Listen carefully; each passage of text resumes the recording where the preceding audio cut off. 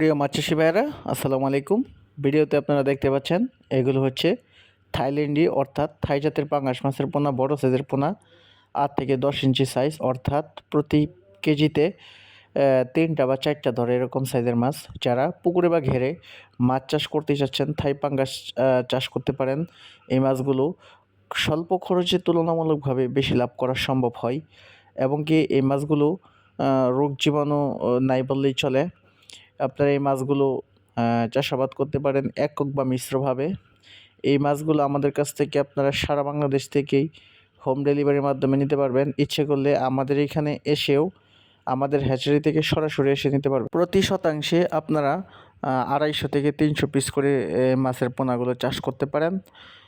তবে থাই পাঙ্গাস চাষ করতে গেলে অবশ্যই আপনাকে লম্বা জাতের মাছের পোনা সংগ্রহ করতে হবে, এবং সাদা যে কালারের মাছ সংগ্রহ করতে হবে, এবং ভালো জাতের ভাইরাস মুক্ত রোগ জীবাণু সম্পন্ন, এবং কি আপনাকে অবশ্যই একদম পিওর ভালো সুস্থ সবল মাছের পোনা সংগ্রহ করতে হবে।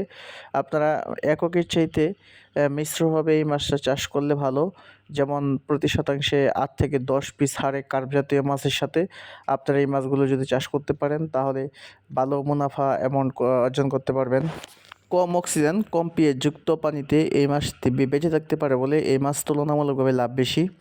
তো ভিউয়ার্স, থাই পাঙ্গাস সংক্রান্ত আরও বিস্তারিত জানতে হলে স্ক্রিনে দেখানো নাম্বারে কল করতে পারেন, এবং আমাদের সাথে আপনারা মাছ চাষ সংক্রান্ত বিস্তারিত আলাপ আলোচনা করে এই মাছের পোনাগুলো আপনারা চাষে মনোনিবেশ করতে পারবেন।